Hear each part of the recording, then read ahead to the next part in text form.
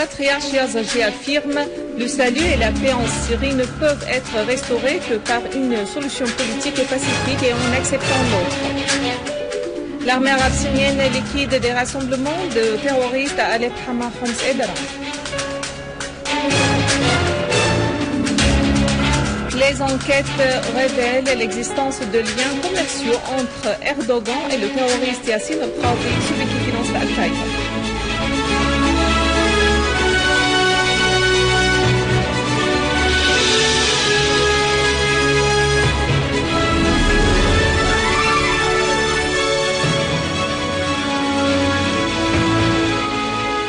Mesdames et messieurs, bon après-midi et bonne année. Merci d'être avec nous.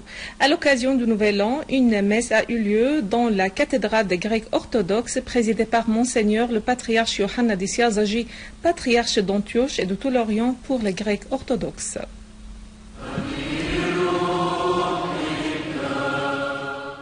Le patriarche Yohannis Yazdaji, patriarche d'Antioche et de tout l'Orient des Grecs orthodoxes, a prononcé une prêche dans laquelle il a souligné que la crise en Syrie ne prendra fin qu'avec une solution politique pacifique et le fait d'accepter autrui.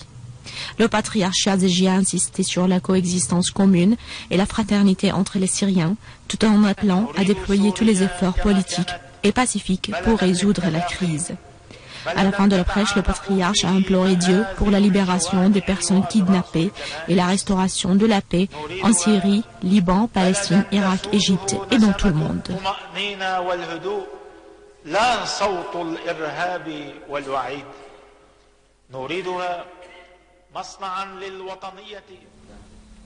Le Forum syro-américain dans la ville de Los Angeles en Californie aux États-Unis a organisé un colloque populaire avec la participation via Skype de Damas de l'archevêque Lucas Al-Khouri, vicaire patriarcal des Grecs orthodoxes en Syrie, ainsi que le délégué permanent de la Syrie auprès des Nations Unies Bachar el-Jafari. De même, dans l'État de Michigan, le Forum syro-américain a organisé un autre colloque sur la Syrie, son histoire et l'attachement des Syriens à leur pays.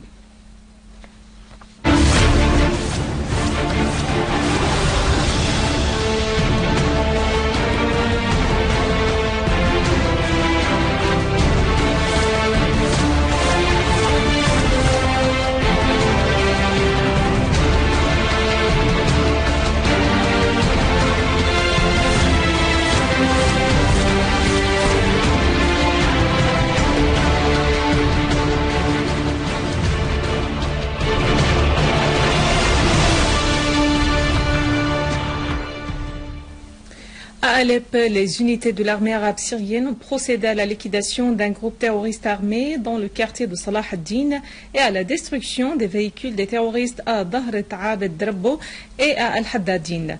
Une unité de l'armée a avorté une tentative d'infiltration des terroristes à Al-Iskan et vers le village d'Al-Azizia. Dans la banlieue de Hama, une unité de l'armée a liquidé un groupe terroriste armé à l'ouest du village de Mourka. À Homs, des unités de l'armée ont détruit des rassemblements de terroristes, dont des snipers à Babhoud, à Dar el-Kabira et à Al-Khalidia. Les forces de l'armée ont avorté une tentative d'infiltration des terroristes au village Sahrij. Et dans la campagne de Daraa, une unité de l'armée arabe syrienne a fait face à un groupe terroriste armé qui tentait d'attaquer un point de contrôle militaire à Rajm el-Mashour et liquider tous ses membres.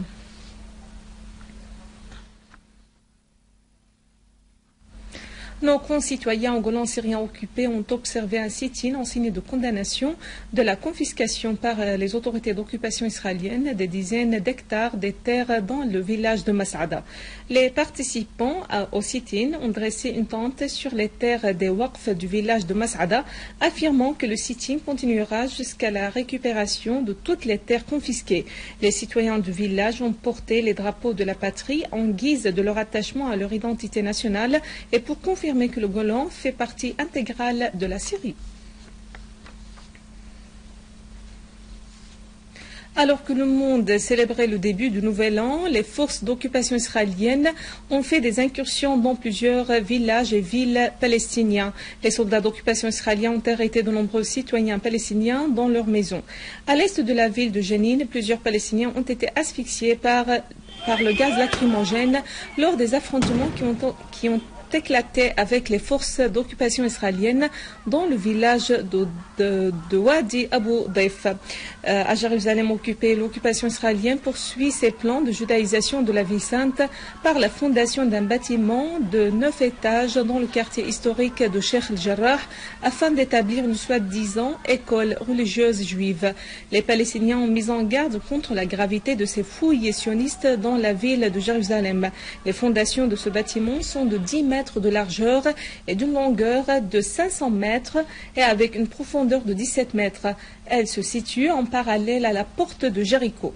Ces fouilles sionistes menacent plusieurs monuments islamiques palestiniens datant des premières périodes islamiques et remontant jusqu'au début du siècle dernier.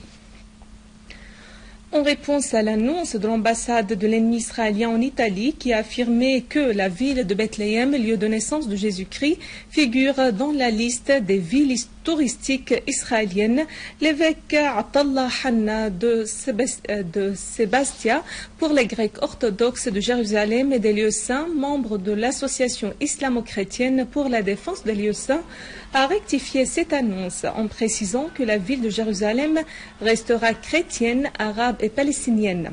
C'est en Palestine occupée que figurent les plus hauts lieux du christianisme dans le monde, à savoir l'église de la Nativité de Bethléem et l'église de la Résurrection à Jérusalem, qui ne sont pas des endroits de tourisme, a expliqué Monseigneur Hanna.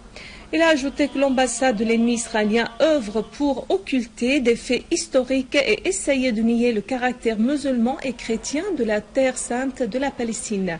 Monseigneur Hanna a dit que les fêtes de Noël resteront incomplètes, en particulier en Palestine occupée, lieu de naissance de Jésus à Bethléem, du fait de l'occupation israélienne qui se poursuit avec arrogance. En Irak, les forces armées irakiennes ont réinstauré l'ordre dans les villes d'Al-Ramad et Al-Fallujah à la suite de violents affrontements qui ont eu lieu dans ces deux villes. Les autorités irakiennes avaient démonté les tentes d'un sit-in qui est exploité par les terroristes pour stocker des armes et piéger les voitures. La police de la région d'Al-Anbar a annoncé l'arrestation de 23 terroristes sur place ainsi que 37 autres qui avaient fui vers le désert de Samawa. Les forces de police irakiennes dans la ville d'Al-Fallujah ont saisi dans le quartier de Zaydan une importante cache d'armes contenant des roquettes, des obus d'artillerie, de missiles solaires, en plus de grandes quantités d'engins explosifs.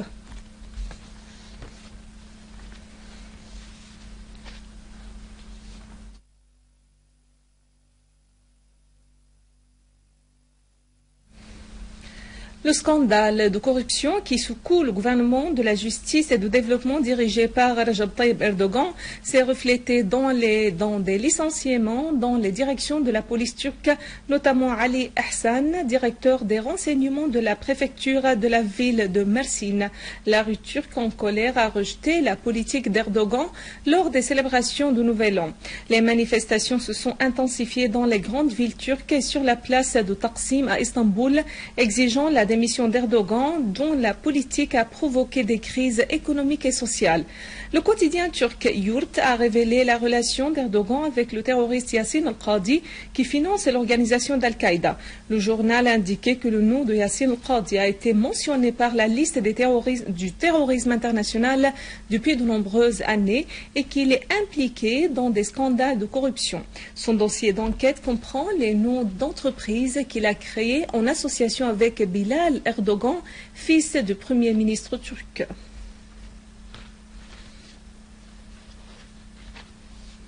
À Volgograd, le président russe Vladimir Poutine a souligné qu'il n'y a aucune justification à des crimes contre les civils, en particulier des femmes et des enfants. Le président Poutine a souligné que le caractère intolérable de ces crimes odieux est clair, quels que soient les prétendus motivation des criminels. Ces déclarations de Poutine ont eu lieu lors d'une réunion avec des hauts responsables russes à Volgograd où il a examiné la situation relative à la lutte contre le terrorisme en Russie. Poutine a également tenu une réunion à huis clos avec le chef du service fédéral de sécurité et le ministre de l'Intérieur pour discuter des mesures supplémentaires à prendre par les services de sécurité russes sur l'ensemble du territoire russe.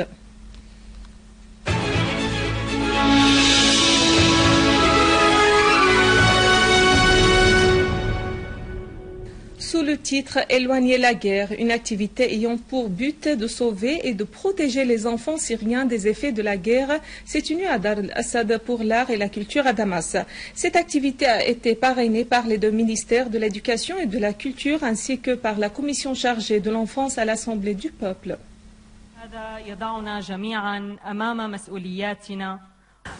Au début,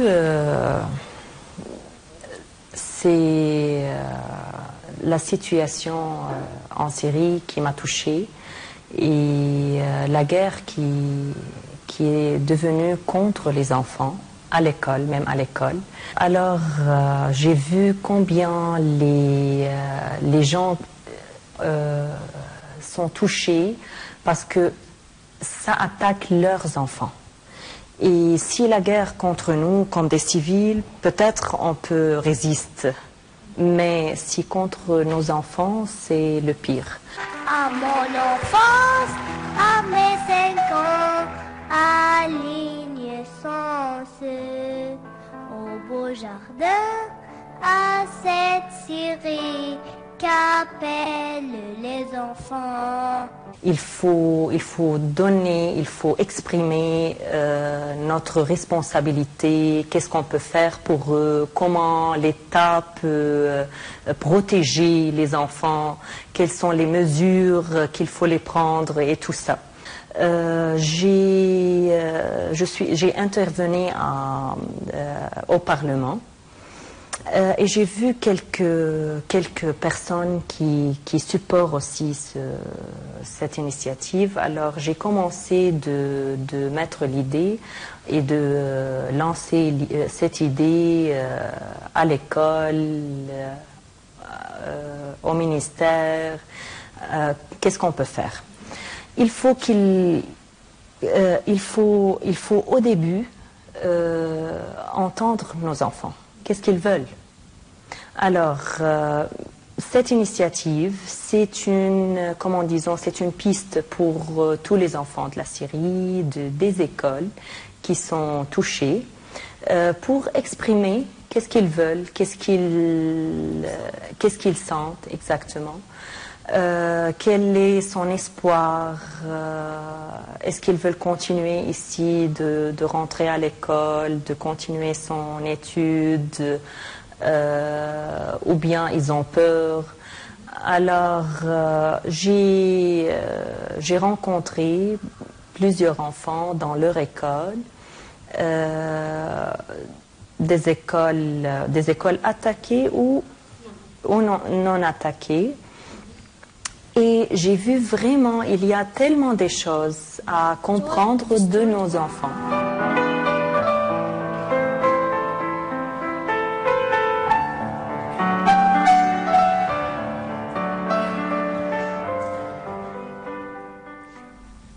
Par cette festivité, on achève notre journal, mais voici un rappel des principaux titres. Le patriarche Yazdaji affirme « Le salut en Syrie ne peut être restauré que par une solution politique et pacifique et en acceptant l'autre. » L'armée arabe syrienne liquide des rassemblements de terroristes à Alep, Hama, Homs et Daraa. Les enquêtes révèlent l'existence de liens commerciaux entre Erdogan et le terroriste Yassine al-Qadi, celui qui finance Al-Qaïda. Mesdames et messieurs, c'est la fin de notre édition. Pour la revoir, visitez notre site web syriaonline.sy. Merci à vous, merci à toute l'équipe. Bonne année, au revoir.